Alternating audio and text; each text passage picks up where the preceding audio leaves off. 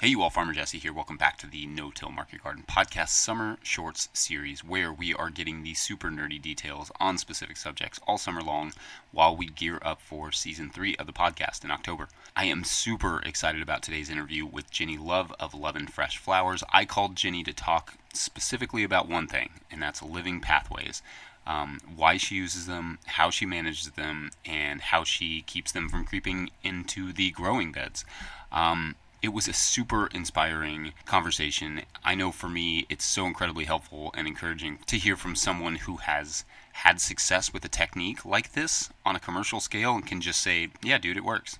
And that's kind of what Jennie does. So I really look forward to the feedback from this one, and we could not do it without the help of our patrons at patreon.com/farmerjesse. We are inching closer to our $2,500 summer goal over there. That money funds this and the videos and notillgrowers.com. If you appreciate the content, that's a great way to support it. Consider signing up. That's patreon.com/farmerjesse, and at a certain level, or if you just bump up from one level to another, you get a shout out on the show. So big shout outs this week to Anything Grows Farm, Shauna Eagleton, Kevin Keene, Ryan Gosser, Jean-Martin Fortier, Yannick Laplante.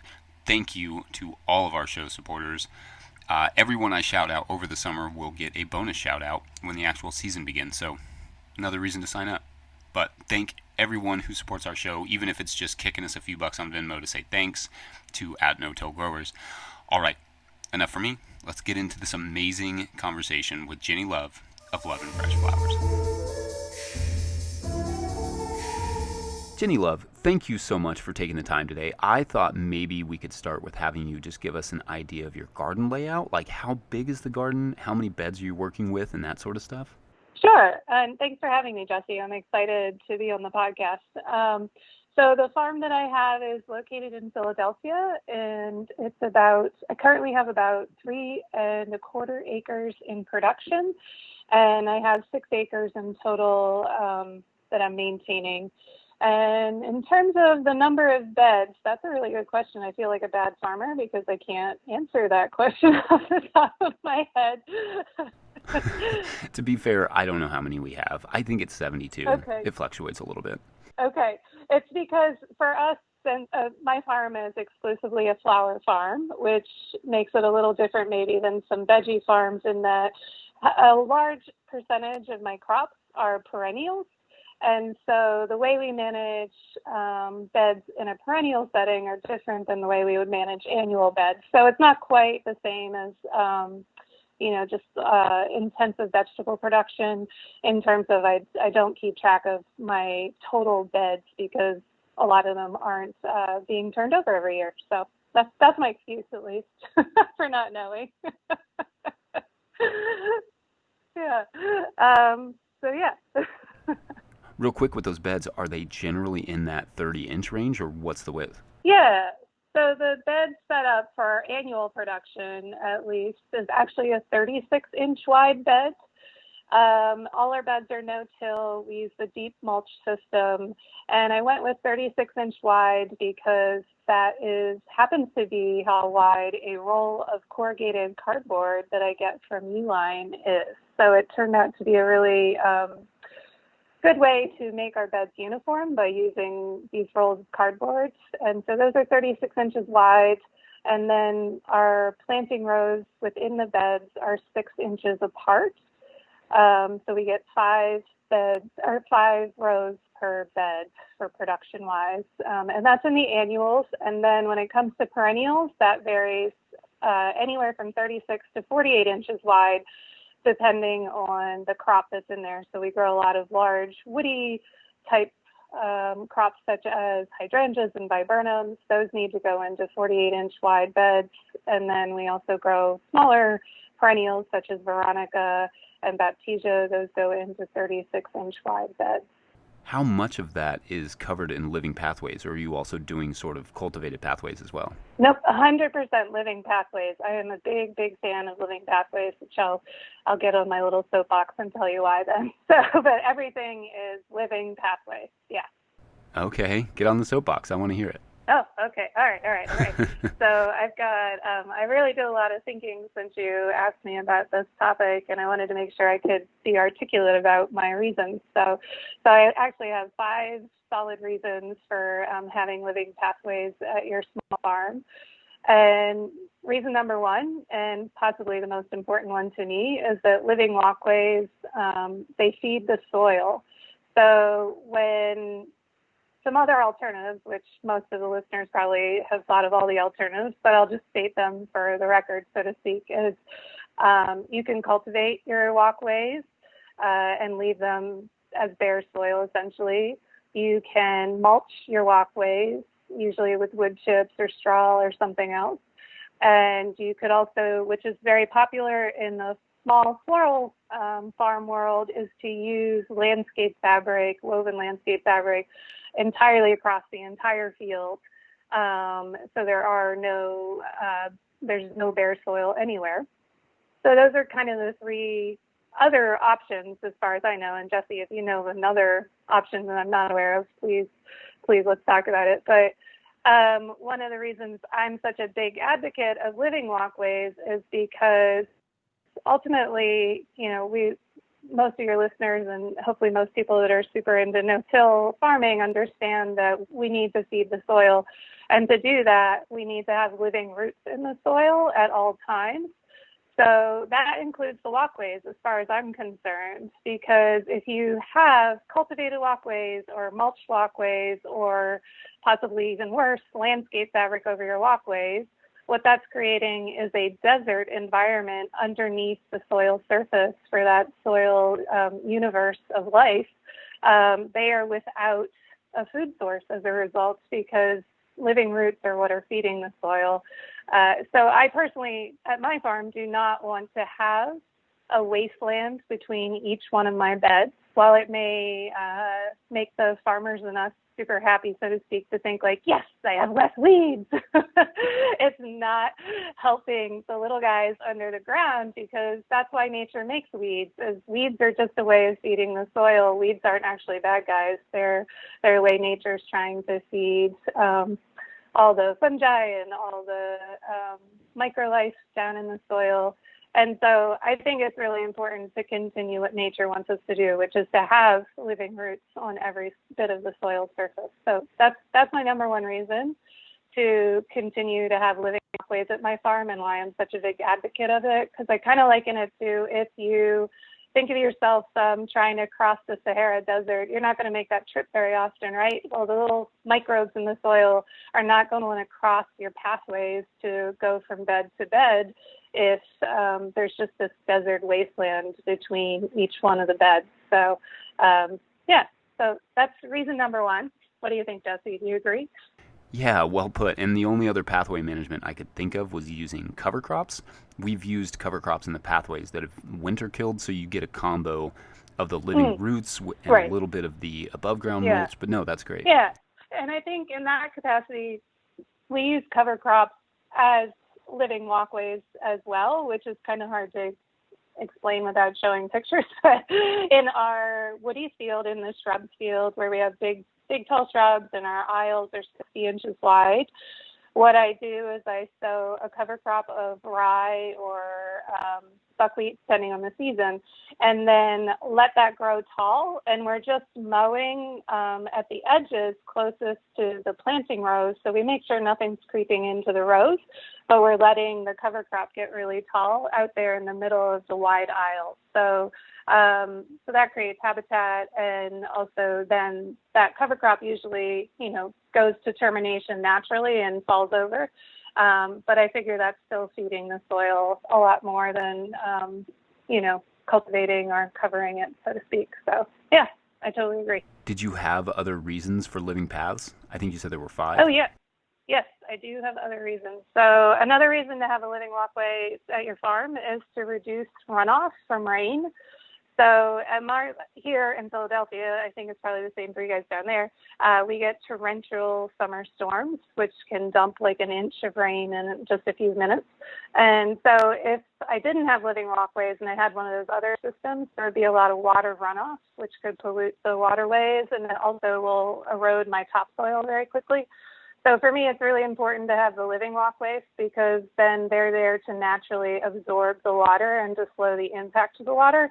And if you just have bare soil, the weight of the raindrops is going to compact the soil, wash the soil away, splash up dirt onto your crops.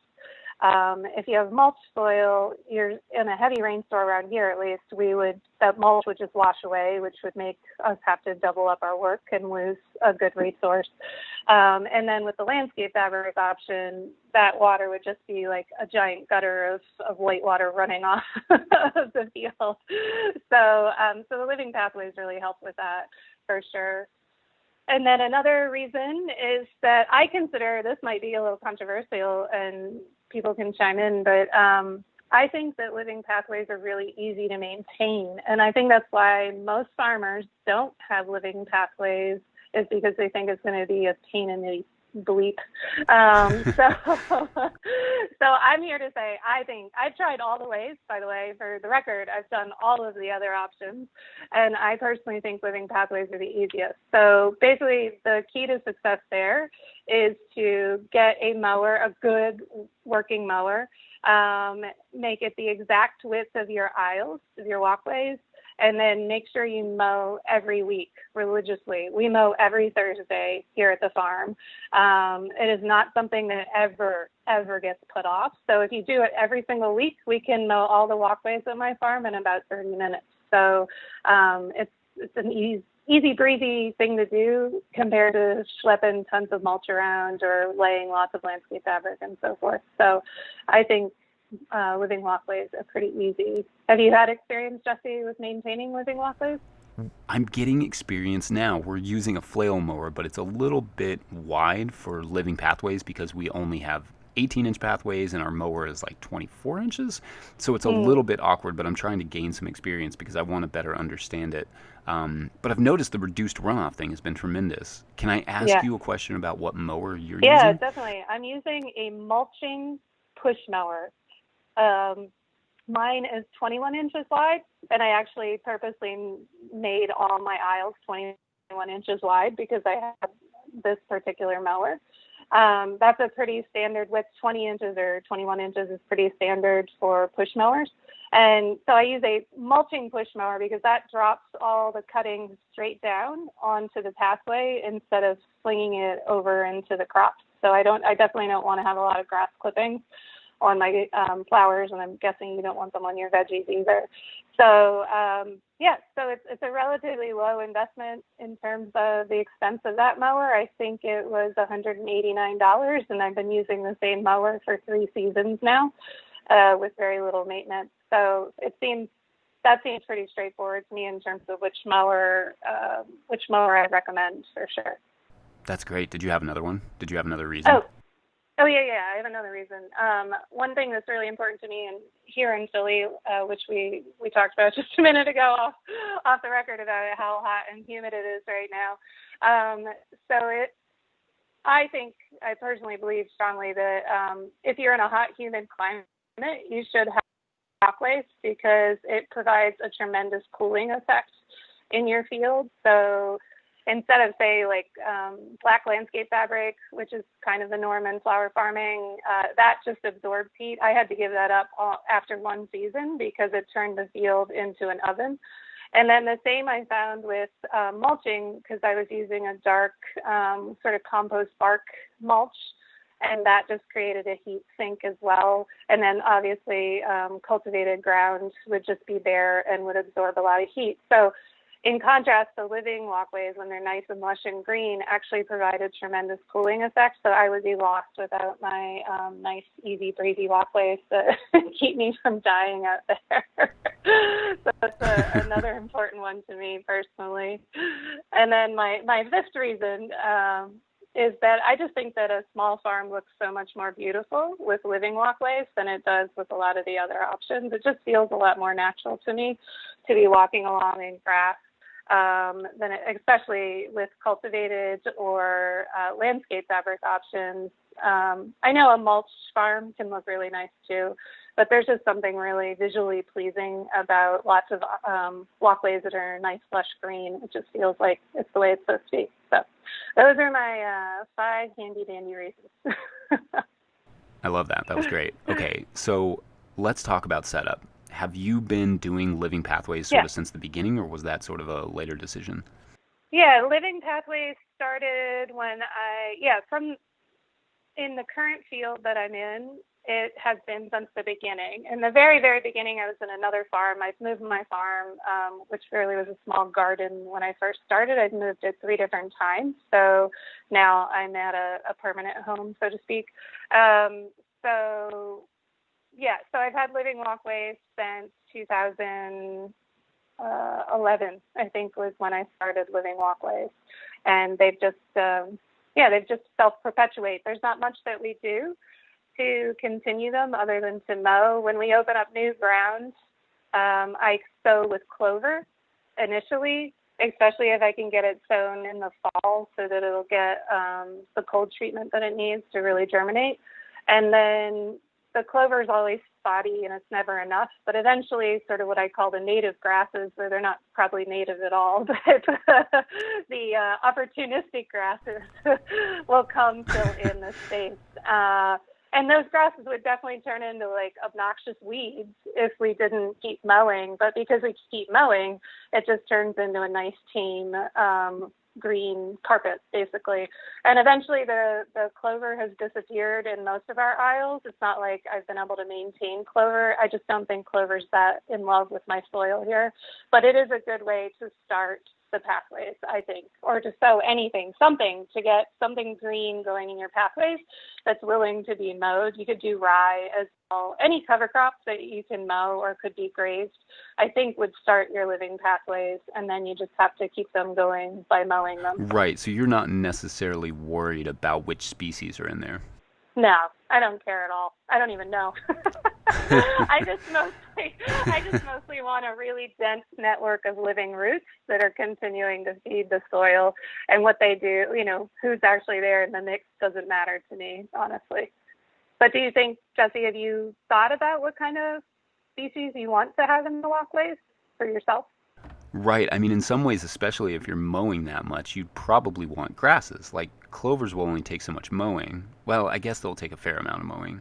Lawns are often made of clover, but yeah, Yeah. I guess in that situation, grasses would maybe be more optimal. We tried to put clover, and we mostly have clover, but grasses have definitely filled in the gaps. But I don't think that's necessarily a bad thing. It makes me think of golf course grasses that you wouldn't want to ever go get tall and go to seed or creep, but would be great for that situation. Well, Right, I guess I don't want to exactly. encourage anyone to go plant Bermuda grass in their garden or something. Yeah, maybe not. I mean, I will say that just the stuff that creeps in on its own. I mean, we used to have a tremendous issue with crabgrass at my farm, and that was back when I was tilling. And tilling, I am here to testify to anybody out there that is struggling with crabgrass. Stop tilling. That's all I can say. I mean, I just beat my head against the wall over and over and over again with crabgrass every season back when I used to till. We're now this is the 3rd season of no-till at my farm, and we are not fighting crabgrass at all this year. It's amazing. But that being said, the crabgrass is still in the walkways. It's still there, but it just doesn't want to go in the beds because the beds are now fluffy and nutritious versus they used to be compacted and struggling for nutrients, which was crabgrass's favorite thing ever. But now that the beds are so healthy, the crabgrass has no interest in them other than it'll put a few seedlings in here and there, but it does not creep in the way that it used to. So instead, our crabgrass is now in the aisles, and it doesn't matter to me because I just mow it down every week. I don't care what it does. So, yeah.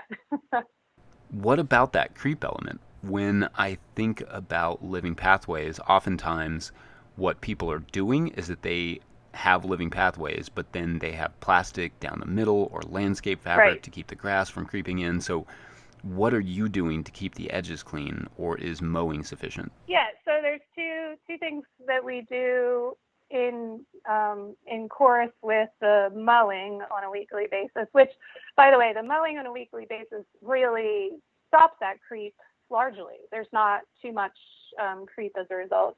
Especially, so the one thing I like about having no-till beds we have the deep mulch system here, so there's no plastic, which, by the way, I love not having plastic on my farm anymore because I used to use that a lot too. So as a result, we can run the mower right up to the edge of the plants. Like we run the wheel of the mower actually in the bed. So that's stopping, because it's not going to catch plastic or landscape fabric. So it can go right up into the bed. So that helps with the creep a lot. But then the two other things in the arsenal are if you use a string trimmer or weed whacker and you just hold it up, stand it straight upright, and go along the bed, it will, you've probably seen landscapers do this, the landscape crew guys, but, that just knifes through the grasses that want to creep, and that just cuts them off. So we usually do, that's edging basically. So we usually do that maybe once or twice a season, just in case, to make sure they stay really clear. And then we do have to weed our beds occasionally. Like we weed maybe, at this point, I think we weed, we've gone through twice this season on all our annual beds. So we'll probably do it at least one more time. Maybe we'll have to do 4. But when we're weeding the beds, I'm just talking about annuals, by the way, at the moment. When we're weeding the beds, we are also pulling any creepers off the edge of the bed. And then we make sure to mow immediately after that weeding so that it chops up all the stuff that we pulled out of the bed. So I hope that makes sense. Yeah, sure, and that's something we do too. We pull the weeds and we like to mow them into the garden just to ensure they're dead. Yeah. Yeah, I saw the video of a landscaper doing what you're talking about with the edging, basically taking a weed whacker and instead of having it run horizontally, you're flipping it up and having it run vertically, so you're just running that along the edge. It was super clean and fast. I was surprised that it worked so well. I hadn't thought to do that. And when you do that, is it just a string trimmer? Just plastic string? Yep, just regular plastic string. And the thing is, you can only really do that early on in the season when the transplants are small. We do mostly transplants. So, that's only a good choice at the beginning of the season. But once your canopy grows up on your desired crops, then usually the creepers don't go in the bed that much anyway at that point. So usually the edging with a string trimmer is usually in May, and we might get another one in through June. But then after that, it'll be hand pulling at that point. Yeah. Well, Jennie, Love, this has been super fascinating, and I cannot wait to have you back in the fall for a full-length interview.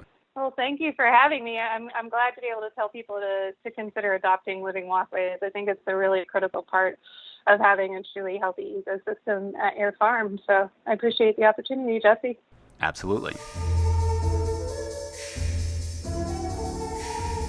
All right, if you enjoyed that episode, make sure to follow Jennie on Instagram and all the places. Also, check out her blog, lovenfreshflowers.com/blog. She did an article last week on this very subject, on 5 reasons, I have it right here, 5 reasons to have living walkways on a small farm. It's awesome.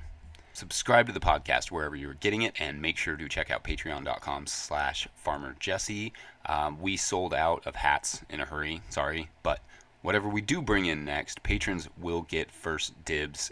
It's a great way to get first access to anything we do, including events and merch and all that stuff. So big thank you to Josh Satin, who is back hosting Growers Live on the No Till Growers YouTube page. Subscribe to that channel so you get those updates.